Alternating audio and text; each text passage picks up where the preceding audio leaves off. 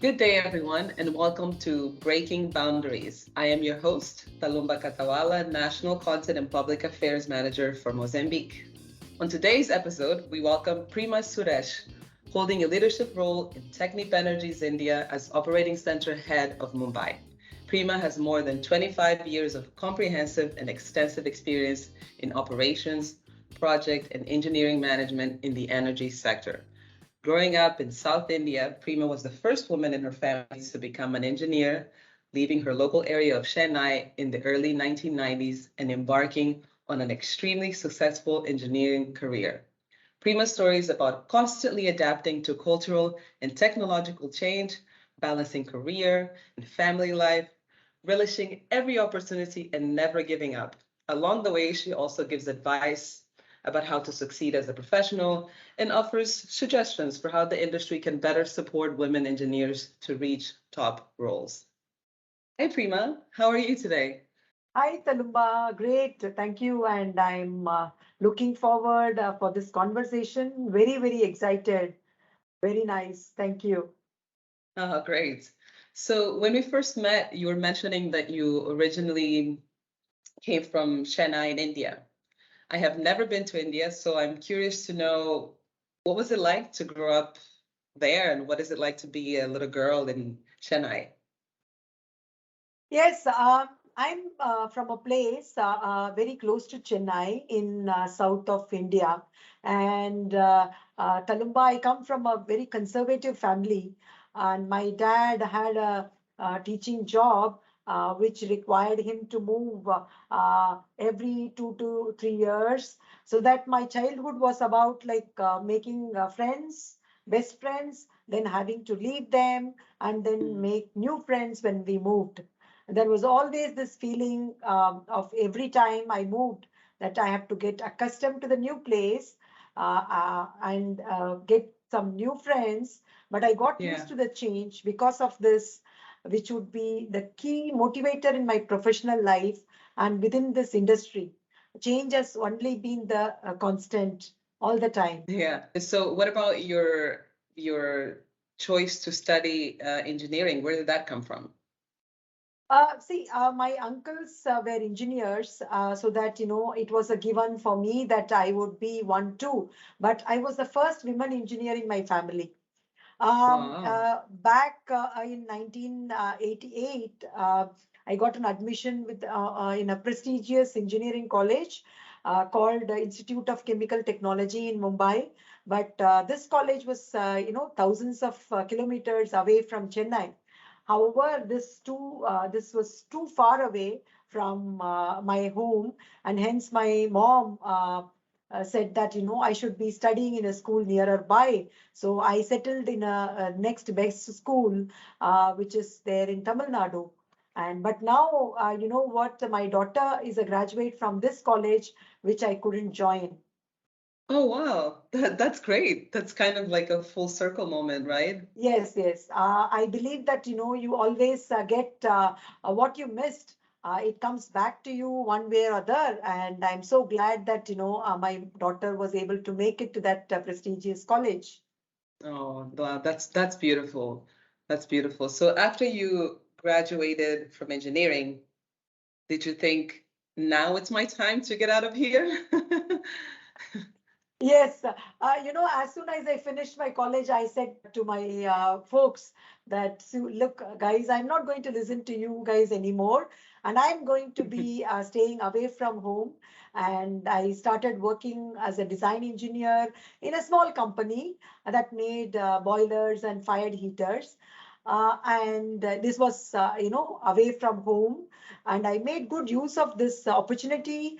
I took every opportunity that was given to me, and I learned a lot. And in this first opportunity of working as a design engineer, I got an opportunity to go to on-site steel plant where we supplied the boilers there. It is in Goa. I think that everybody knows Goa in India, and which is considered to be like the so-called for my mom, which is a bad place as well. But I convinced my mom, and I just stayed in Goa for a year at the site. And at those times, it wasn't common for the women engineers to be on site, which is early 1990s Yeah. when I just graduated from my engineering college. So, I mean, if you're on site, I can imagine, I can just picture you as a young engineer, a young girl wearing PPE, walking around the site. That must have been really empowering, right? Yes, yes. I mean, it did, and it was very empowering. The culture in India those days were very different. Women were, very rarely used to wear Western clothes or trousers. We used to wear all traditional Indian attire, like a sari. And so Right. wearing trousers and a t-shirt or a shirt was itself quite revolutionary back then. And Mm. you know what, my mom and dad, my dad especially, he was very, very proud of me, and he used to tell all his people and friends that how I worked. I am the first women engineer, and how am I working in a site. And later on, like he was very, very pleased that I became the head of engineering in a very good company.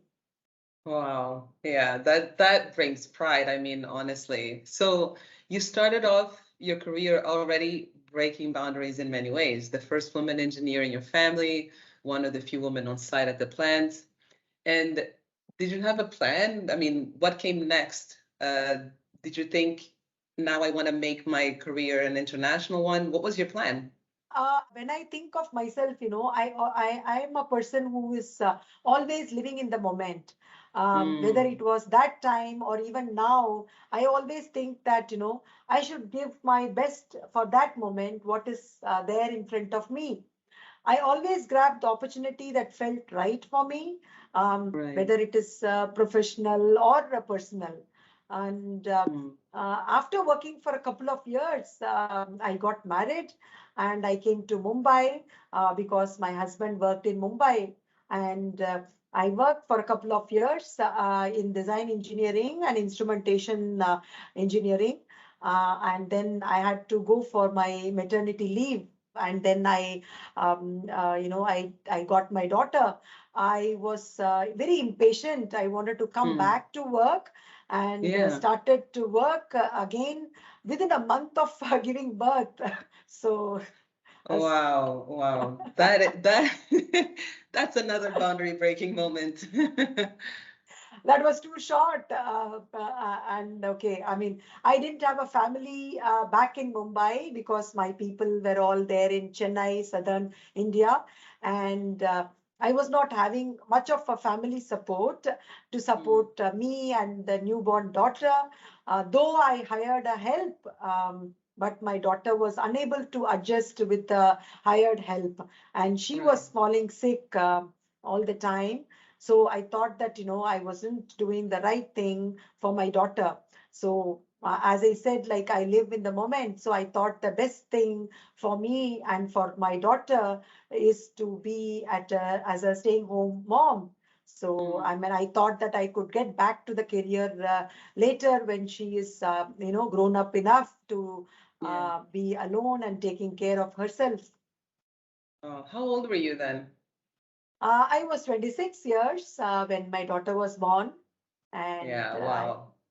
yeah. That's young. That's young. You have a baby and you're managing to become a mother and also working, and something tells you, I need to go and be a mom. Yes, yes. And my husband was very busy at his own work.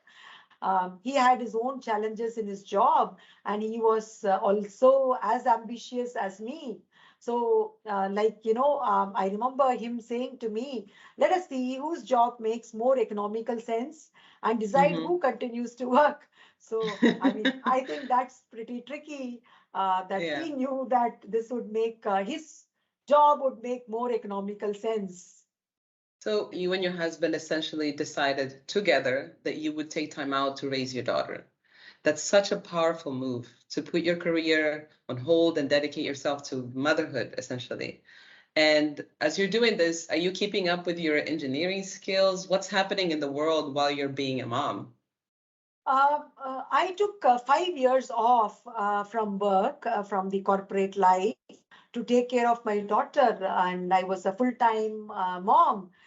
Meanwhile, you all know that the technology do not wait for anybody, and Mm-hmm. technology was exploding in India and elsewhere. Yeah. I missed a lot of things in terms of learning and about the new technology now in the engineering field. When I left to stay back as a mom, we didn't have individual computers at work at that time in 1997. And we used to use the drawing board a lot and with the tracing paper to have all those circuits and all those drawings, engineering drawings. Wow, that's something I've seen on TV, but like never in real life. So when I quit my job, in 1997, in India, there used to be one computer room for the entire organization. In between those years, between 1997 and 2000, I missed so much of technological development. And when I Mm. returned to work at the age of 32, uh, computers were there everywhere.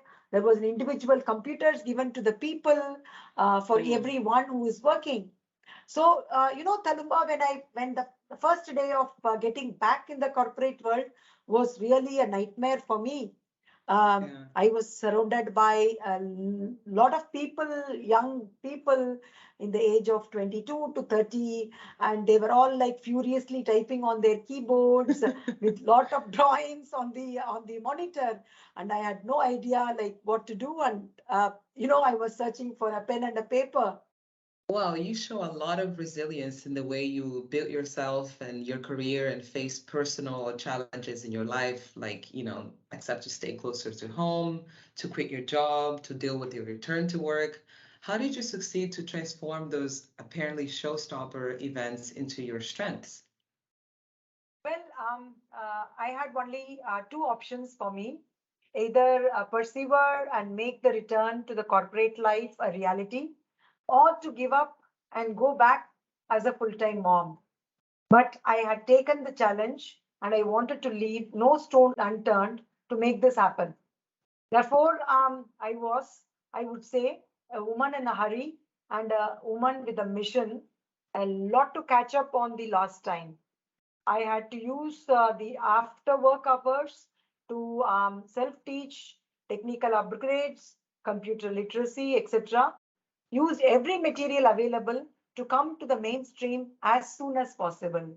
Yeah, well, I can relate to that definitely. I think my generation is trying to catch up with the younger generation on social media now, like all of these new platforms, all of these different ways of using them. So, was it easy to get this job after your maternity break? Did you get back to the same company as before? How did you find the job again?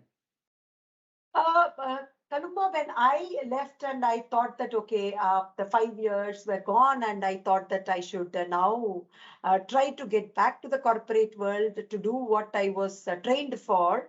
I was just scouting everywhere, and I remember an ad. I still remember very vividly an ad which was like, a face of a woman wearing a bindi. Bindi is nothing but a dot.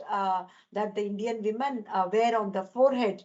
And that Right. ad in the paper just said, like, we are looking for women who has lost touch with the corporate world, who have taken a Mm, break and a sabbatical.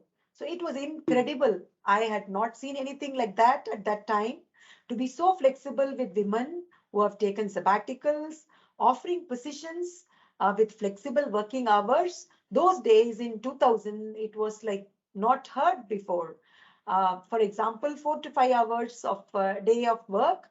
yeah, That was legendary and visionary, and it was a trend setting in terms of inclusion and diversity. Even now, definitely. I would like to see some more policies like that. And I joined a company with a similar policy where I worked for a few hours a day. And I was lucky to get this break and I made up for the lost time. Mm. Uh, After this, I moved to Abu Dhabi in 2006, working for 2 years as a lead engineer in a company in instrumentation field. So the technology changed while you were out of work and you self-taught to keep, competitive and advance in your career. And through your women in a hurry energy, you caught up. And after that, you joined Technip. Tell us about that. How did you get to Technip Energies? I joined Technip in 2008. The company offered amazing opportunities. Right. Again, there is something which I recall. I remember a day the day when I joined Technip, Mm. I was asked to, I mean, my manager called me and said that, Prema, there is a very important meeting with the client and you need to attend to that meeting. So you can just imagine that, the opportunities which were coming on my way, and probably I felt that the company recognized my potential and they gave me as many opportunities to develop my skills, and I always took advantage of these opportunities which was given to me. I wanted to give back to the company, and it was like mutual.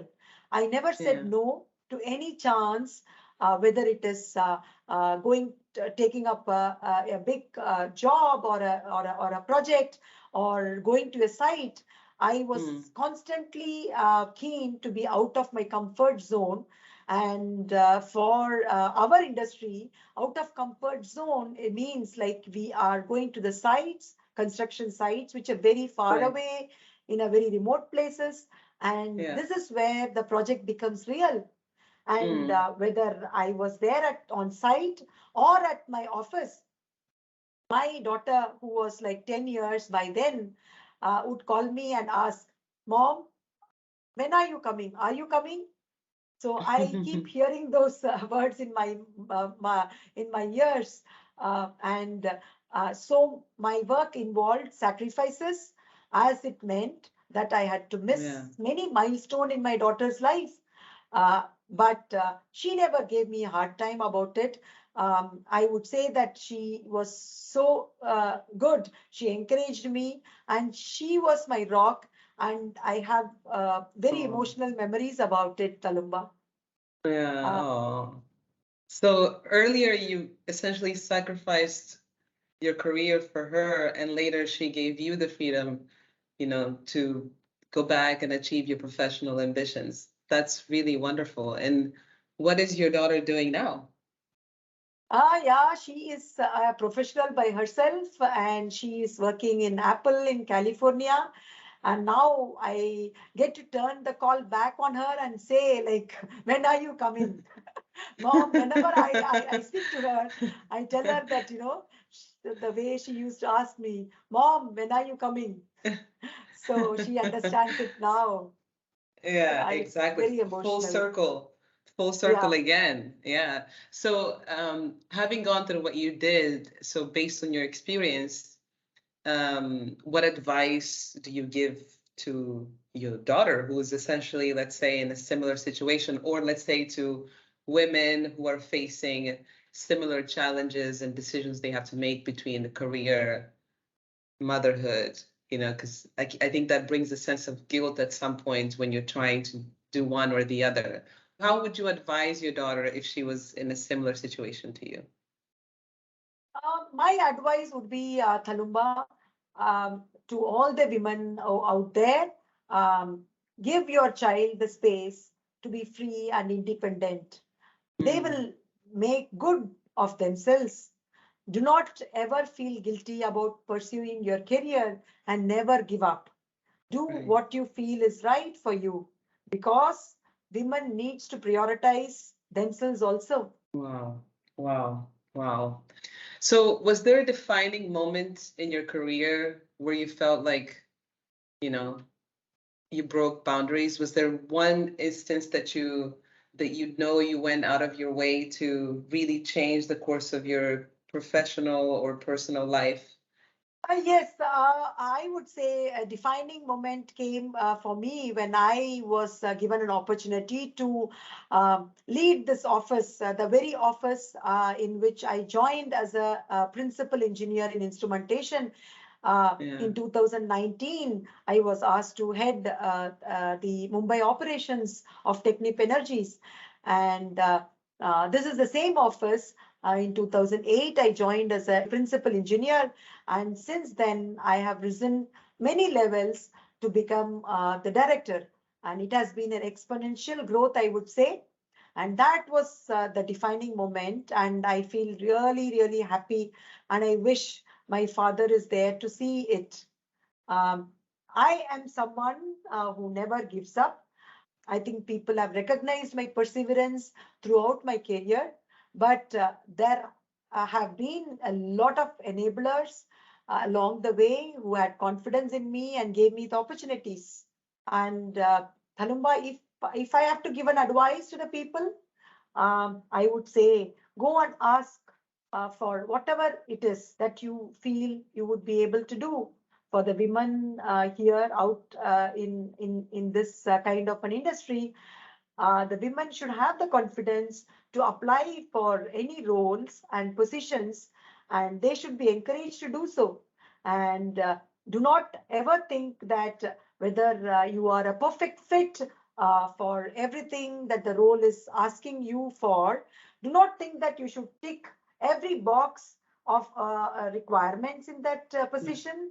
If you Right. have the right attitude, and even if it is 60 to 70% fit of what the job asks for, go for it. And Yeah. with the right attitude, I would say that the sky would be the limit. Okay, so that's exactly what I needed to hear right now. Thank you for saying those words. And I'm curious now because I feel like you're very good at everything. What is the one thing you're not very good at? You know, something you're willing to admit, whether it is professional or personal, something that you say, yeah, I'm not good at this. Because I feel like, I mean, you have a very well-rounded self confidence, and I'm just wondering if there's anything in your skill sets that you're not very proud of. Uh, I would say that, probably I would love to do something as a hobby, like a singing or a dancing. So, Right. Talumba, I would say that, in India, whenever we have this parties, when the project parties, Yeah. okay, there Yeah. will be a lot of DJ and people would be dancing. And Yeah. you know what? I would always be like, as if I have two left legs for when it comes to dancing. So, and And you even know it, you guys dance a lot in India. I see all the Bollywood movies. It's a lot of choreography. You're not good at that?